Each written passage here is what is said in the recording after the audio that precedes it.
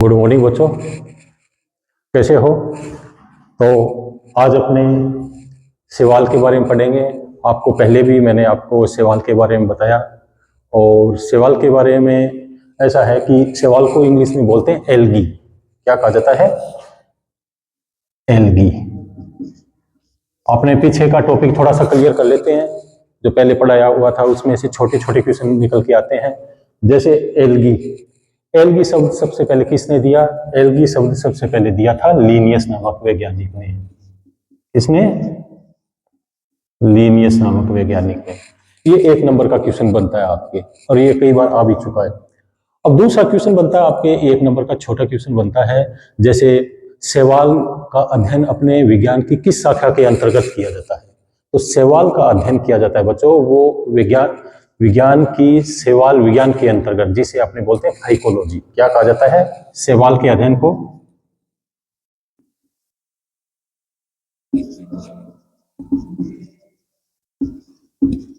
अर्थात शैवाल के अध्ययन को जिसकी विज्ञान की जिस शाखा के अंतर्गत किया जाता है उस शाखा को कहा जाता है फाइकोलॉजी।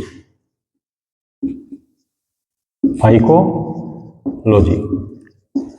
अब फाइकोलॉजी का जो पिता है, फादर ऑफ फाइकोलॉजी, वो है ई फ्रिस नामक वैज्ञानिक। कौन है? ई फ्रिस। काफी इंपॉर्टेंट क्वेश्चन है। ई फ्रिस जो कौन है? फादर ऑफ फाइकोलॉजी, जो मैंने आपको पहले भी बताया था। एक है फादर ऑफ इंडियन फाइकोलॉजी, अपने जो भारतीय पिता है, जो शैवाल विज्ञान के जो भारतीय पिता है वो है अयंगर। अयंगर। अयंगर। तो ये छोटे छोटे क्वेश्चन बनते हैं। जैसे एल्गी शब्द किसने दिया? लीनियस नामक वैज्ञानिक ने। शैवाल के अध्ययन को क्या कहा जाता है? फाइकोलॉजी। जो फादर ऑफ फाइकोलॉजी है वो कौन है? ई फ्रिस। और इंडियन फादर ऑफ फाइकोलॉजी है वो है MOP अयंगर। ये आपके छोटे छोटे क्वेश्चन बन के आते हैं। अब एल्गी होते क्या हैं ये भी मैंने आपको कल बताया था। जो एल्गी है या शैवाल है वो क्या होता है? जो छोटी जो शैवाल होती है वो होती है थैलस रूपी होती है। कौन किस रूपी होती है? थैलस या थैलोइड। तो मैंने आपको पहले भी बताया था थैलस रूपी। ये थैलस रूपी क्या होता है? ये थैलस क्या होता है? थैलस का मतलब ये होता है कि वो पादप जिसके अंदर जड़, तना और पत्ती का अभाव होता है। इसका जड़ और तना पत्ती का अभाव होता है, उसे क्या कहा जाता है? थैलस कहा जाता है। क्योंकि जितने भी पादप होते हैं उसके अंदर 3 पार्ट होते हैं।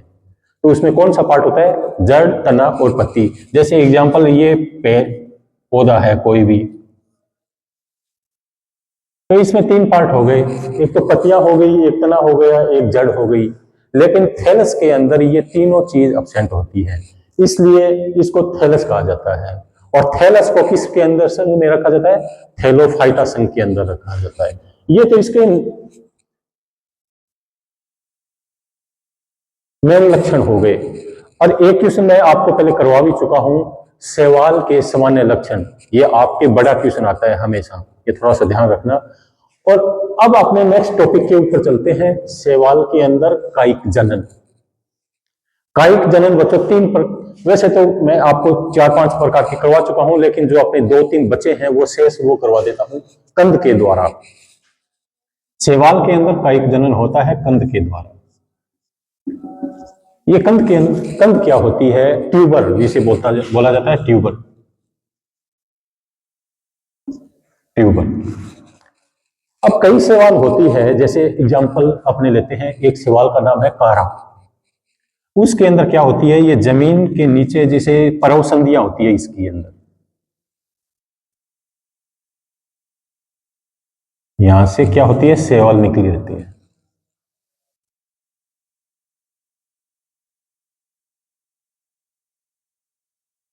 जो ये परवसंधियां होती है यहां पर क्या होती है? एक अतिवर्दी बन जाती है। अतिवर्दी।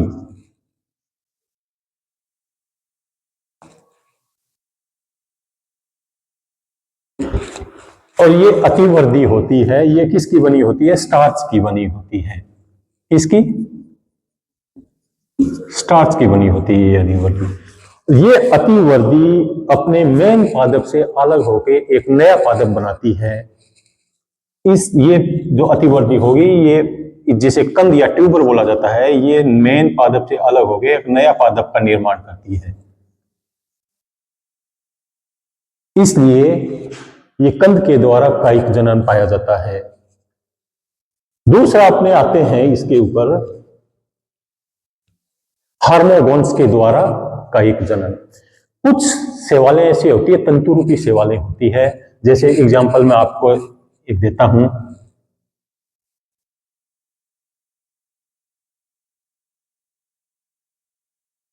इस प्रकार की सेवाल पाई जाती है। एग्जांपल एक जैसे लेते हैं नोस्टोक। नोस्टोक, अब इसके अंदर कुछ सेवाल कोशिका ऐसी इस प्रकार की होती है कि जैसे ये सेवाल ये मृत हो जाती है, डेड हो जाती है। तो ये डेड हो गई, मान लो ये भी डेड हो गई, तो जो ये बीच का पार्ट होगा ये क्या कहलाता है? हार्मोगोन कहलाता है। अब ये जो बीच का पार्ट अपने मेन पादप से अलग होके, मेन तंतु से अलग होके एक नया तंतु बना लेता है। जैसे ये अलग हो गया तो ये नया पार्ट बना लेगा। इससे क्या होता है? इसे क्या कहा जाता है? हार्मोगोन कहा जाता है। और ये नया तंतु बना के एक नए तंतु के रूप में विकसित हो जाता है। इस प्रकार भी इसके अंदर क्या होता है? कायिक जनन पाया जाता है, ये हार्मोगोन के द्वारा। नेक्स्ट अपने एक लेके चलते हैं मुकुलन के द्वारा। इसके द्वारा, मुकुलन के द्वारा। मुकुलन बच्चों आपने जूलॉजी में भी पढ़ा होगा कि कोई भी, जैसे हाइड्रा के अंदर मुकुलन के द्वारा कायिक जनन पाया जाता है। जैसे ये हाइड्रा है, इसके अंदर क्या होगा कि एक प्रकार की वर्दी होती है, एक प्रकार की वर्दी होती है जिसे अतिवर्दी कहा जाता है। और ये अपने मूल जीव से अलग होके और एक नए हाइड्रा के रूप में विकसित हो जाता है। उसी प्रकार कुछ तंतुक सेवालें इस प्रकार की होती है। जैसे ये सेवाल है,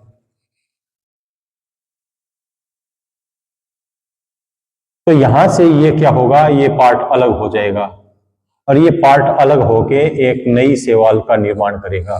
तो ये क्या होता है? मुकुलन के द्वारा कायिक जनन बोला जाता है। इस प्रकार इसमें एक छोटा मुकुल बन जाता है, एक अतिवर्दी बन जाती है, इसलिए इसे कहा जाता है मुकुलन के द्वारा कायिक जनन। अब अपने आते हैं सेवालों के सेक्सुअल रिप्रोडक्शन के ऊपर, लैंगिक जनन के ऊपर।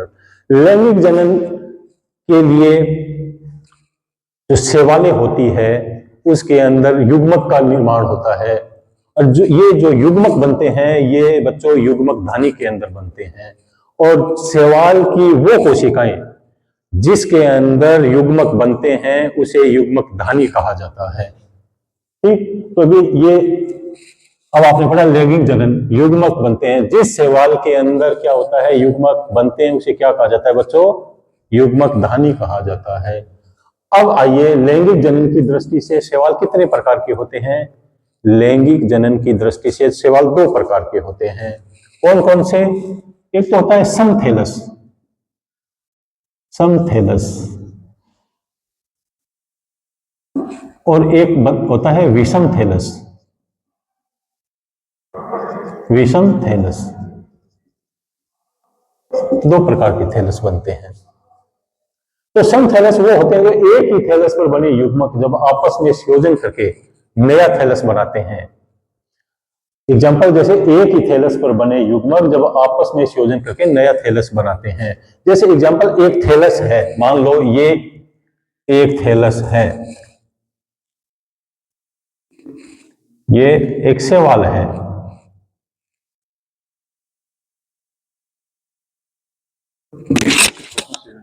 इस पर दो युग्मक धानियां हैं।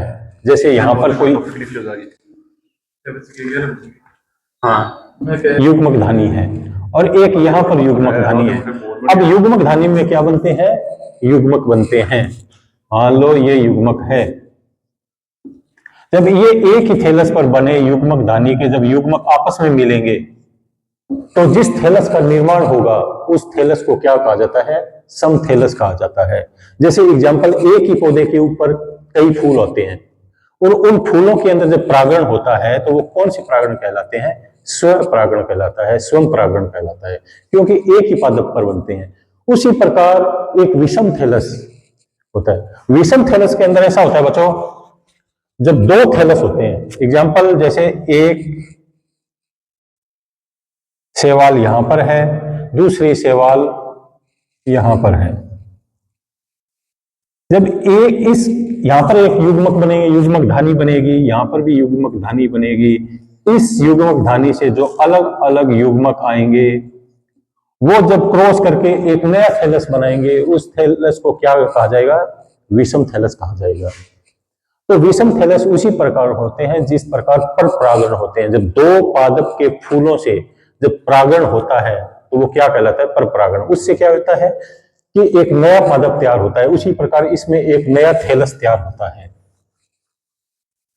तो सम थैलस और विषम थैलस, आई बात समझ में। सम थैलस वो होते हैं जब एक ही थैलस के युग्मक आपस में मिलकर एक नया थैलस बनाते हैं, जब तो हो गया सम थैलस।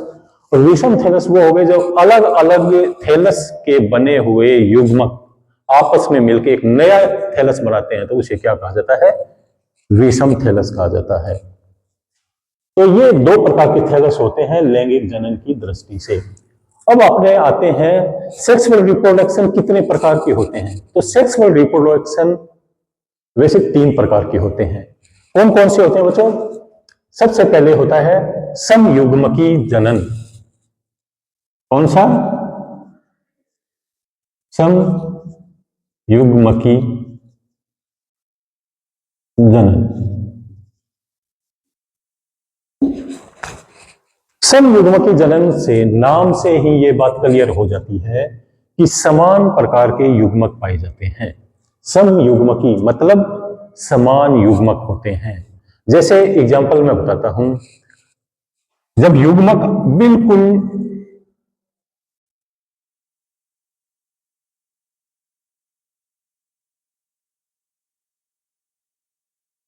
जब युग्मक आकार में समान होते हैं या आकार की दृष्टि से समान होते हैं, और ये युग्मक क्या होता है, गतिशील भी होते हैं। क्यों होते हैं गतिशील, क्योंकि इनके ऊपर फ्लैजिला पाए जाते हैं, कसाब पाए जाते हैं। ये फ्लैजिला किसके लिए होते हैं, गति के लिए होते हैं। तो समयुग्मकी जनन में क्या होगा, दोनों युग्मक समान प्रकार के होंगे। अब जब समान प्रकार के होते हैं तो इसमें क्या होता है, एक पॉजिटिव होता है और एक क्या होता है, नेगेटिव होता है। क्या होता है, एक पॉजिटिव एक नेगेटिव। पॉजिटिव को अपने मेल गेमिट माना जाता है। कौन सा, मादा युग्मक या मेल गेमिट। नर युग्मक, नर युग्मक, सॉरी, पॉजिटिव को नर युग्मक माना जाता है मेल, और नेगेटिव को मादा युग्मक।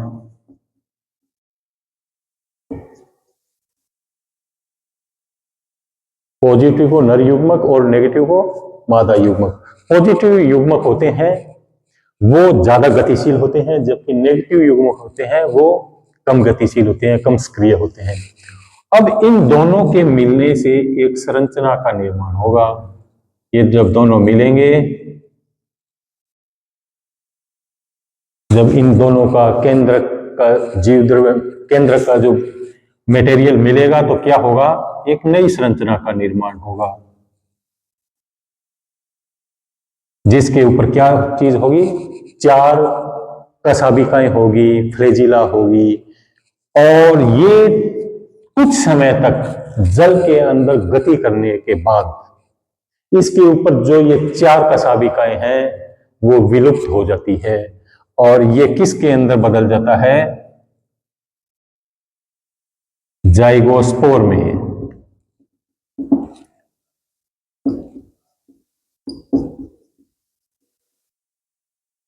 तो बच्चों ये किस में बदल जाएगा, जाइगोस्पोर में बदल जाएगा। अब ये जाइगोस्पोर है, ये एक नया थैलस का निर्माण करेगा। इससे क्या होगा, एक नया थैलस का निर्माण होगा।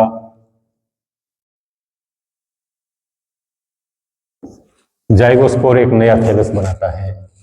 तो इसके अंदर समयुग्मकी जनन में क्या होगा बच्चों, समान प्रकार के युग्मक होंगे।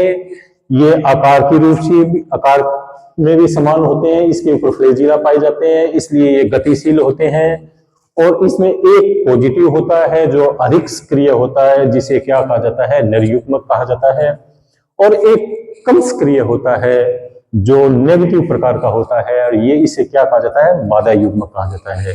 इन दोनों के मिलने से एक नई संरचना का निर्माण होगा, जिसके अंदर क्या होगा, 4 फ्लैजिला पाए जाएंगे। वो संरचना कुछ समय तक जल में गति करने के पश्चात किस में कन्वर्ट हो जाएगी, जाइगोस्पोर में। जाइगोस्पोर से क्या होगा, एक नई थैलस का निर्माण होगा। तो ये बात क्लियर। अब अपने आते हैं नेक्स्ट।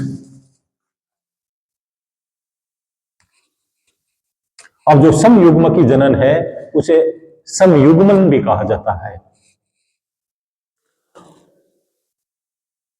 अब नेक्स्ट आते हैं सेकंड के ऊपर,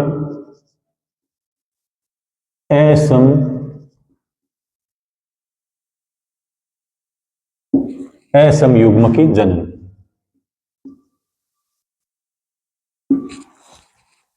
असमयुग्मकी जनन में ऐसा होता है बच्चों कि इसके नाम से ही ये क्लियर हो जाता है कि जो दोनों युग्मक होंगे वो आकार की दृष्टि से असमान होंगे। जैसे एग्जांपल मैं आपको चित्र से बनाता दिखाता हूं।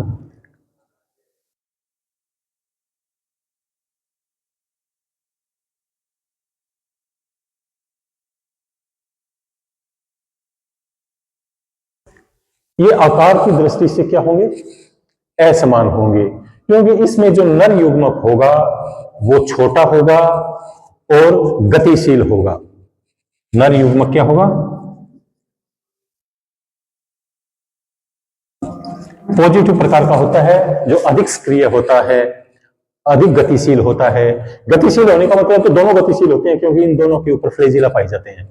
लेकिन ये ज्यादा गतिशील होगा क्योंकि छोटा है, इसे नर युग्मक कहा जाता है। दूसरा होता है नेगेटिव, जिसे मादा युग्मक या फीमेल गैमेट भी कहा जाता है। अब इन दोनों के मिलने से क्या होगा, एक नई संरचना का निर्माण होता है। जब ये इन दोनों में फ्यूजन होगा तो एक नई संरचना का निर्माण होगा। और इसमें क्या होगा, एक 4 कशाभिकीय संरचना का निर्माण होता है। और ये 4 कशाभिका युक्त संरचना कुछ समय तक पानी में गति करने के बाद ये शांत हो जाती है। ये थोड़े चारों युग्मक ये फ्लैजिला होंगे, ये क्या होंगे, विलुप्त हो जाएंगे और एक नई संरचना का निर्माण होगा, जिसे अपने क्या कहा जाता है, जाइगोस्पोर कहा जाता है। और ये जाइगोस्पोर क्या होता है, बाद में नए थैलस में कन्वर्ट हो जाता है। इस संरचना को क्या कहा जाता है, जाइगोस्पोर। और जाइगोस्पोर से क्या बनता है, एक नई थैलस का निर्माण होता है। तो इससे क्लियर हो जाता है बच्चों, असमयुग्मकी जनन मतलब असमान प्रकार के युग्मक पाए जाते हैं। ठीक, एक छोटा होगा एक बड़ा होगा, बिल्कुल कंफ्यूज वाली बात नहीं है। छोटा होगा वो नर युग्मक होगा, बड़ा होगा वो मादा युग्मक होगा। ये गतिशील ज्यादा होता है, ये कम गतिशील होता है। और इनके मिलने से एक नई संरचना का निर्माण होता है। 4 फ्लैजिला युक्त संरचना बनती है, जो कुछ समय तक जल के अंदर गति करने के बाद किसमें कन्वर्ट हो जाती है, जाइगोस्पोर में। और जाइगोस्पोर किस में बदल जाएगा, एक नए थैलस के रूप में बदल जाएगा। तो बच्चों आज अपने यहीं तक करते हैं, कल नया टॉपिक स्टार्ट करेंगे। एक इसमें विषम युग्मकी या उभयगेमी भी है, वो अपने कल करेंगे क्लियर। कोई कंफ्यूज है तो अपने बाद में ये डिस्कस कर लेंगे। ओके।